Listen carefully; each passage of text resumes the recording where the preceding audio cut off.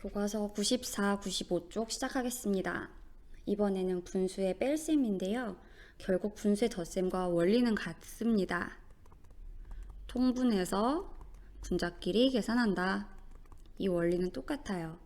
그럼 이걸 가지고 한번 뺄셈 공부 시작해 봅시다.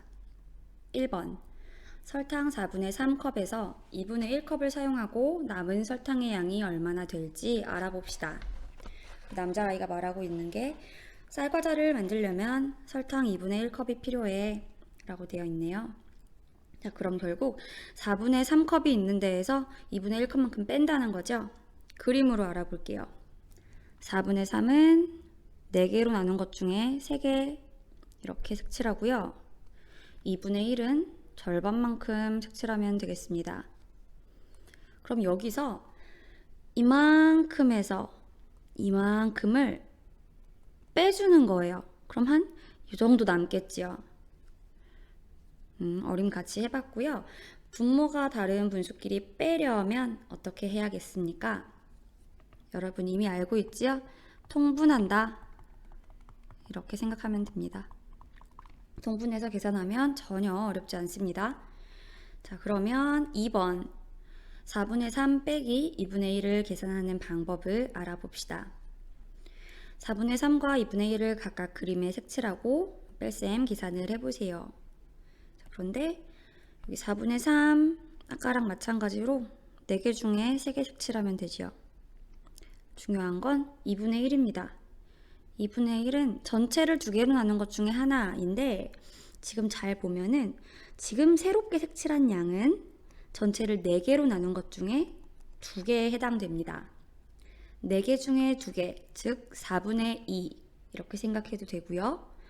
분모와 분자에 2씩 곱해서 4분의 2라는 크기가 같은 분수를 만들었다 이렇게 생각해도 됩니다. 그럼 4분의 3에서 4분의 2를 빼주면 되는 거죠. 남은 만큼은 4분의 1이 되겠습니다.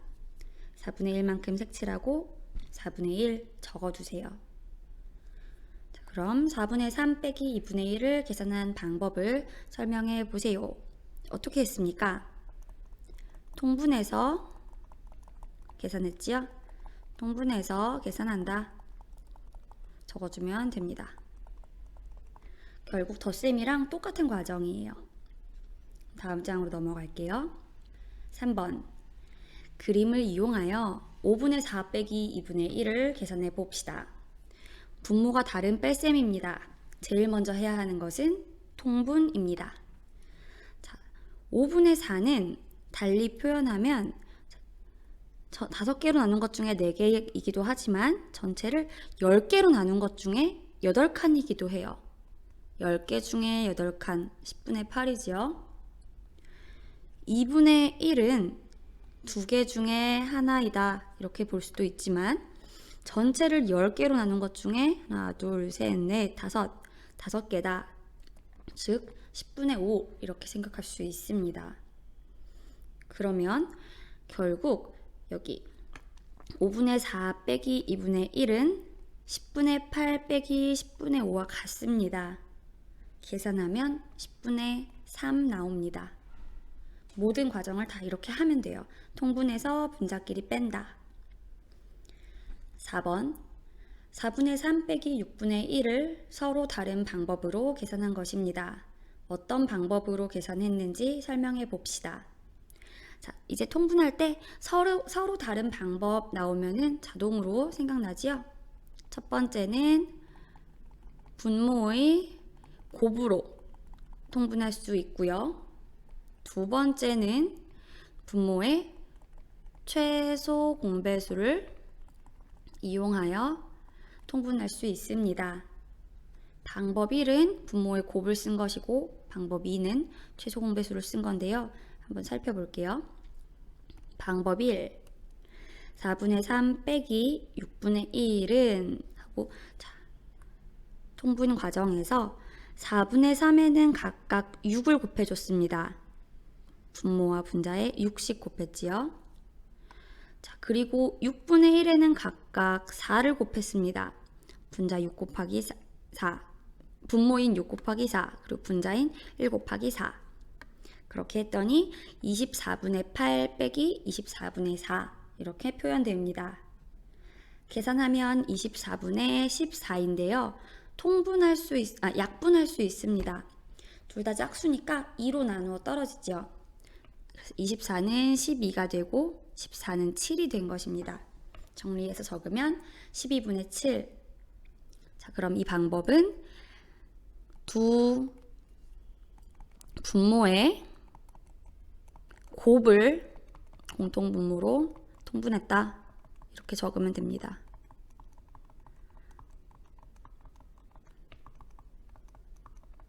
자, 방법 2 볼게요. 4분의 3 빼기 6분의 1에서 통분하는 과정을 보니까 최소 공배수를 사용해서 통분했구나 알 수 있습니다. 그럼 4와 6의 최소 공배수를 구해 볼게요. 둘 다 2로 나누어 떨어지니까 4는 2가 되고 6은 3이 됩니다. 나와 있는 숫자를 다 곱하면 12 나옵니다. 즉 분모가 12가 돼야 한다는 뜻이에요. 그럼 4분의 3에서 12분의 몇이 되려면 분모에 3을 곱해준 거지요. 분모에 3을 곱했으니 분자에도 똑같이 3 곱합니다. 6분의 1을 12분의 몇 이렇게 바꾸기 위해 분모에 2 곱했습니다. 분자에도 똑같이 2를 곱합니다. 그러면 12분의 9 빼기 12분의 2 이렇게 나옵니다. 계산하면 12분의 7입니다. 아까 했던 거랑 답은 같지요? 방법만 다른 거예요. 두 분모의 최소 공배수를 공통분모로 통분했다. 이렇게 하세요.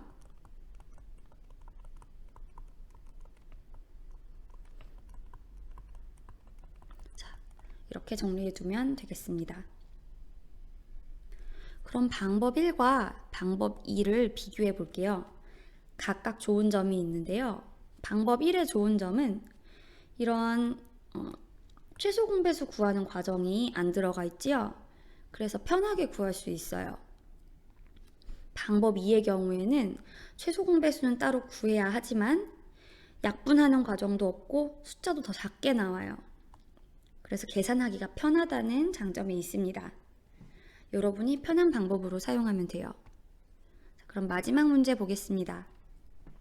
땅콩 가루가 8분의 7컵 있었습니다. 땅콩 과자 1개를 만드는데 사용하고 남은 땅콩 가루가 6분의 1컵입니다. 땅콩 과자 1개를 만드는데 사용한 땅콩 가루의 양을 구해봅시다.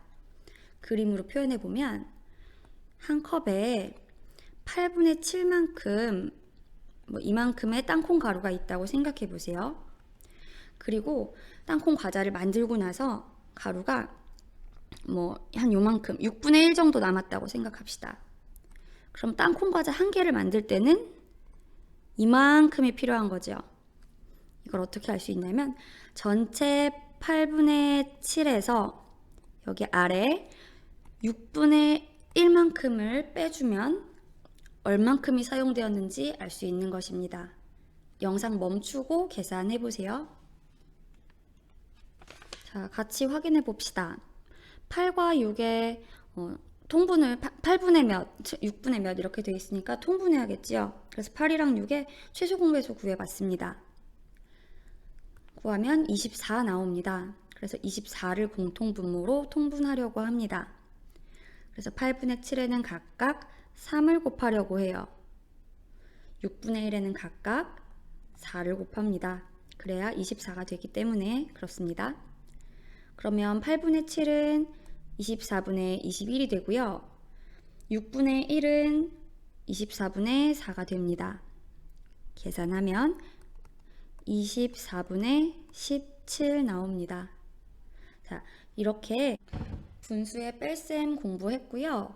오늘 배운 내용 수학 익힘책으로 마무리합니다. 수학 익힘책 62, 63쪽 풀어보고 마무리하도록 합니다. 모두 고생 많았습니다.